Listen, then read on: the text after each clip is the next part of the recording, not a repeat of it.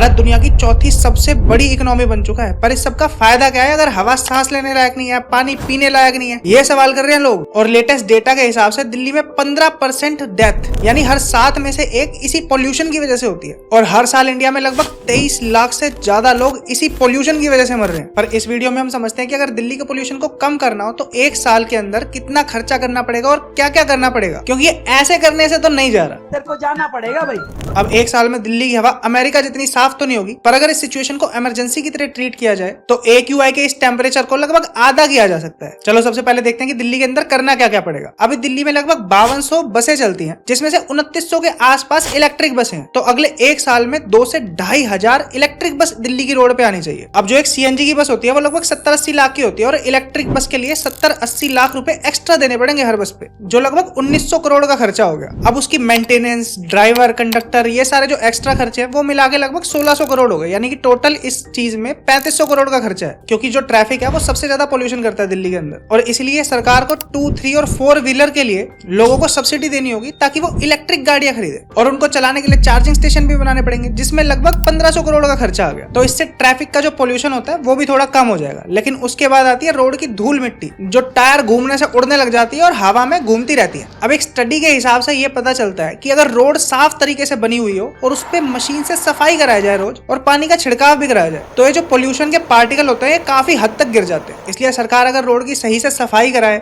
और जहाँ पे रोड नहीं है वहां पे पौधे या फिर कंक्रीट बिछा दे, तो इससे काफी हद तक पोल्यूशन कम हो जाएगा। अब इसका जो खर्चा होगा वो लगभग 800 करोड़ के आसपास पड़ेगा। अब उसके बाद जाएंगे हम कचरे को जो जलाते हैं लोग, उससे धुआं बनता है जिससे पोल्यूशन होता है। तो ये कचरा जलाने वाली धुएं की फैक्ट्रियों को बंद करना पड़ेगा। अब इसके लिए कचरे को ढंग से मैनेज करना पड़ेगा ताकि जलने वाला कचरा कम हो, जिसके लिए ज्यादा गाड़ियां लगेंगी, ज्यादा कॉन्ट्रैक्टर लगेंगे और 50-60% जलने वाला कचरा कम किया जा सकता है अगले साल तक। और गली बोलने में भी जो लोग खुले में आग जला देते हैं जिससे पोल्यूशन फैलता है, उस पर भी स्ट्रिक्ट पेनल्टी लगनी चाहिए जब तक चीजें सही नहीं हो जाती। अब इसके लिए लगभग 1000 करोड़ का खर्चा हो जाएगा। अब उसके बाद जो ऑफिस, मॉल जैसे डीजल के जनरेटर चलते हैं उनको हटा के बैटरी सिस्टम लाना ज्यादा सही है। और अक्टूबर से फरवरी तक जब सबसे ज्यादा पोल्यूशन रहता है उस टाइम पे ग्रेड एक्शन रिस्पॉन्स प्लान यानी ग्रैब का 3rd लेवल लगा के रखो, चाहे दिल्ली का AQI 300 से कम क्यों ना हो जाए, जिससे अगर कोई भी अननेसेसरी कंस्ट्रक्शन चल रही है वो रुक जाएगी, और जो बेफालतू के ट्रक रोड पे चलते हैं जिससे पोल्यूशन फैलता है वो भी रुक जाएंगे। और अगर 50% लोग ऑफिस में जाएंगे तो जो कार ज्यादा पोल्यूशन करती है वो भी थोड़ा कम हो जाएगा। तो ये सब करने में दिल्ली गवर्नमेंट का जो खर्चा है वो लगभग 6-7 करोड़ के आसपास आएगा। लेकिन ये कोई खर्चा नहीं है, ये एक इन्वेस्टमेंट है जिसके बारे में हम बाद में बात करेंगे अभी। लेकिन इसके बाद आएगा सेंट्रल गवर्नमेंट का काम। अभी ने पंजाब, हरियाणा, यूपी, राजस्थान जैसे शहरों में कोयले के जो पावर प्लांट है और जो ईंट की भट्टियां हैं उन पे थोड़ा काम करना पड़ेगा, क्योंकि ये दिल्ली के पोल्यूशन का एक बड़ा कारण है, और जब तक इन पे काम नहीं किया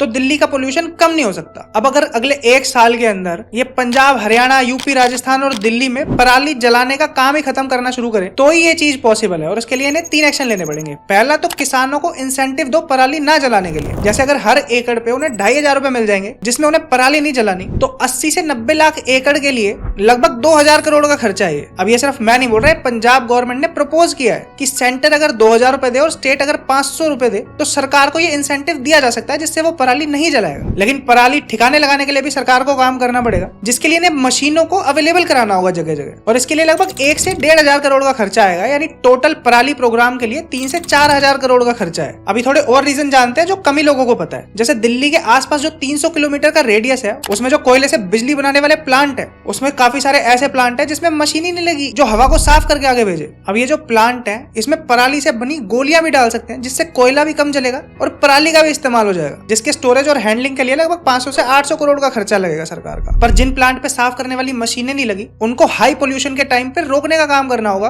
और पावर सिर्फ उस प्लांट से ले सकते हैं जहां पे साफ तरीके से बने, जिसके लिए डिस्कॉम जो बिजली बेचती है कंपनी उसको 800 से 1000 करोड़ रुपए सरकार को देना पड़ेगा हैंडलिंग करने के लिए। उसके बाद आती है दिल्ली के आसपास की ईंट की भट्टियां जो नॉन जिगजैग ईंटें बनाती हैं, उनको या तो तुरंत बंद करना पड़ेगा या फिर उन्हें सब्सिडी या लोन देना पड़ेगा ताकि वो अपनी भट्टी अपग्रेड करे जिससे कम पोल्यूशन के साथ ईंटें बने, जिसका खर्चा लगभग 1000 से 1500 करोड़ के आसपास है। और जो आसपास बड़ी बड़ी सोसाइटी है, मॉल है, उनमें डीजल के जनरेटर की जगह बैटरी बैकअप सिस्टम बनाने की जरूरत है, जिसमें लगभग 500 से 800 करोड़ का खर्चा है। यानी यहाँ पे टोटल सेंट्रल गवर्नमेंट का 2500 से 3500 करोड़ का खर्चा लगेगा। मतलब दिल्ली के अंदर 6 से 8000 करोड़ दिल्ली गवर्नमेंट का लगेगा और सेंट्रल गवर्नमेंट का आसपास मिला के 16 से 24,000 करोड़ का खर्चा होगा। अगर ये प्लान ऑनेस्टली चले तो अगले एक साल में जो अभी 400 से 500 AQI होता है दिल्ली का, वो 150 से 250 के बीच में आ सकता है। लेकिन अगर सरकार सोचे भैया ये सब तो खर्चा है, हम क्यों करें, तो भैया ये खर्चा नहीं है, ये एक इन्वेस्टमेंट है। क्योंकि एक स्टडी के हिसाब से अगर आप पोल्यूशन कम करने पे पैसा लगा रहे हो तो उससे जो लोगों की सेहत खराब हो रही थी और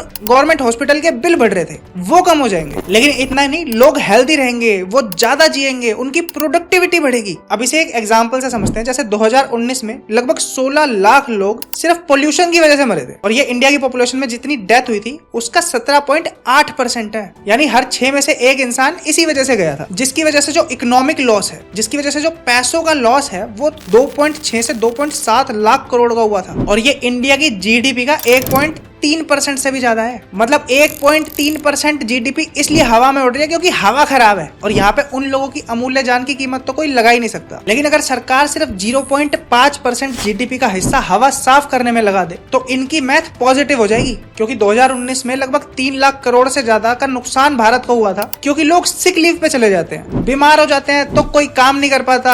और जो कंज्यूमर मार्केट है उसमें भी नुकसान देखने को मिलता है, क्योंकि वो लोग मॉल नहीं जाएंगे सामान खरीदने, जिसकी वजह से 1.5 लाख करोड़ का नुकसान बाहर भी सामान ना खरीदने की वजह से हो गया। अब इंडिया में देखा जाए तो एक इंसान की वजह से लगभग $26 का इकोनॉमिक लॉस होता है साल में, पर दिल्ली में ये $62 है, क्योंकि भैया हम टॉप पे बैठे हैं यहाँ पे। और दिल्ली की जीडीपी का 1% से ज्यादा यानी लगभग 9,000 करोड़ रुपए इसकी वजह से हर साल नुकसान में जाता है। यानी अगर दिल्ली में 6 से 8,000 करोड़ लगते हैं तब भी दिल्ली को 1,000 करोड़ से ज्यादा का फायदा ही है। और ये एक साल नहीं चलेगी, ये जब तक चलती रहेगी जब तक पॉलिसी जिंदा है। और अगर 3-4 साल में म्यूचुअल फंड की तरह रिटर्न भी देना शुरू कर देगी और सरकार को प्रॉफिट भी होने लग जाएगा। यानी अगले 5-10 साल में अगर सरकार 0.5% से 1% तक की जीडीपी का खर्चा हवा को साफ करने में कर देती है तो उससे हर साल 5 से 10% जीडीपी इनको ग्रोथ ही मिलेगी एक्स्ट्रा। और ये हवा की बातें नहीं है, ये वही पैटर्न है जो यूएस और यूरोप जैसी डेवलप्ड कंट्रीज में हुआ है। इसलिए अगर आपको ये सब अच्छा लगा हो तो भैया अपने साथ के लोगों को ये शेयर करो और सरकार तक ये बात पहुंचा दो और वीडियो को हाइप कर देना ताकि और लोगों तक भी आसानी से पहुंच सके। बाकी ऐसे और इन्फॉर्मेटिव कंटेंट के लिए ड्रैगन्स परसेप्शन से जुड़े रहो।